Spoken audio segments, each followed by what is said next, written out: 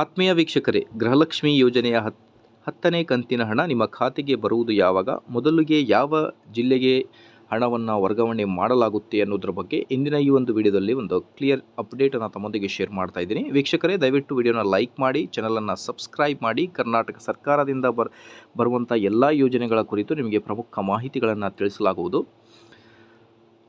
ವೀಕ್ಷಕರೇ, 9ನೇ ಕಂತಿನ ಹಣ ನಿಮ್ಮ ಖಾತೆಗೆ ಜಮಾ ಆಗಿದೆ. ಇನ್ನೂ ಕೂಡ ನಿಮ್ಮ ಖಾತೆಗೆ 9ನೇ ಕಂತಿನ ಹಣ ಜಮಾ ಆಗಿಲ್ಲ, ಸೊ ಬೇಜಾರಾಗುವುದು ಬೇಡ. ಖಂಡಿತವಾಗಿ ಗೃಹಲಕ್ಷ್ಮಿ ಯೋಜನೆಯಿಂದ ನಿಮಗೆ 9ನೇ ಕಂತಿನ ಹಣವೂ ಕೂಡ ಜಮಾ ಆಗುತ್ತೆ. ಸೊ ಐ ಥಿಂಕ್ ಮುಂದಿನ ಒಂದೆರಡು ದಿನಗಳಲ್ಲಿ 10ನೇ ಕಂತಿನ ಹಣ ನಿಮ್ಮ ಖಾತೆಗೆ ಬರುವುದು ಸ್ಟಾರ್ಟ್ ಆಗುತ್ತೆ.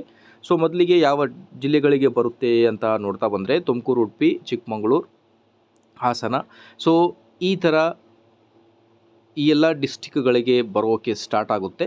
ಸೊ ಪ್ರೆಡಿಕ್ಟ್ ಮಾಡೋಕ್ಕೆ ಬರೋಂಗಿಲ್ಲ ನೀವು ಇದೇ ಡಿಸ್ಟಿಕ್ಗೆ ಇವತ್ತು ಬರುತ್ತೆ ಅಂತ. ಸೊ ನಾರ್ಮಲಿ ಆಗಿ 10ನೇ ಕಂತಿನ ಹಣ ನಿಮ್ಮ ಖಾತೆಗೆ ಬರೋಕ್ಕೆ ಸ್ಟಾರ್ಟ್ ಆಗುತ್ತೆ. ಇದರ ಜೊತೆಗೆ ಯಾರೆಲ್ಲ ವೀಕ್ಷಕರಿಗೆ ಇನ್ನೂ ಕೂಡ ಗೃಹಲಕ್ಷ್ಮಿ ಯೋಜನೆಯ ಹಣ ಬರ್ತಾ ಇಲ್ಲ, ನೀವು ಮಹಿಳಾ ಅಭಿವೃದ್ಧಿ ಮಕ್ಕಳ ಕಲ್ಯಾಣ ಇಲಾಖೆಗೆ ಭೇಟಿ ನೀಡಿ ನಿಮ್ಮ ಅಪ್ಲಿಕೇಶನ್ ವೆರಿಫೈ ಮಾಡ್ಕೋಬೇಕಾಗುತ್ತೆ. ಓಕೆ, ಸೊ ಇದೇ ಥರ ಎಲ್ಲ ಅಪ್ಡೇಟ್ಗೋಸ್ಕರ ವೀಕ್ಷಕರೇ please like, share and subscribe to my channel. ಏನಾದರೂ ಡೌಟ್ ಇದ್ದರೆ ಕಮೆಂಟ್ ಬಾಕ್ಸ್ನಲ್ಲಿ ಕೇಳಿ, ಖಂಡಿತವಾಗಿ ನಿಮ್ಮೊಂದಿಗೆ ಶೇರ್ ಮಾಡ್ತಾ ಹೋಗ್ತೀನಿ.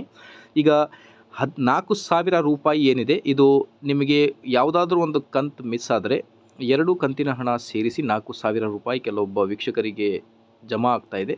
ಸೊ ಹಾಗಾಗಿ ಅದು 9 ಮತ್ತು 8ನೇ ಕಂತಿನ ಹಣ ಸೇರಿ 4,000 ರೂಪಾಯಿ ಜಮಾ ಆಗುತ್ತೆ. ಅಥವಾ ಈಗ 9ನೇ ಕಂತಿನ ಹಣ ನಿಮ್ಮ ಖಾತೆಗೆ ಬಂದಿಲ್ಲ ಅಂತ ಹೇಳಿದರೆ 9 ಮತ್ತು 10 2 ಕಂತಿನ ಹಣ ನಿಮ್ಮ ಖಾತೆಗೆ ಜಮಾ ಆಗುತ್ತೆ. ಓಕೆ, ಸೊ ಇದೇ ಥರ ಎಲ್ಲ ಅಪ್ಡೇಟ್ಗೋಸ್ಕರ ಲೈಕ್, ಶೇರ್ ಆ್ಯಂಡ್ ಸಬ್ಸ್ಕ್ರೈಬ್.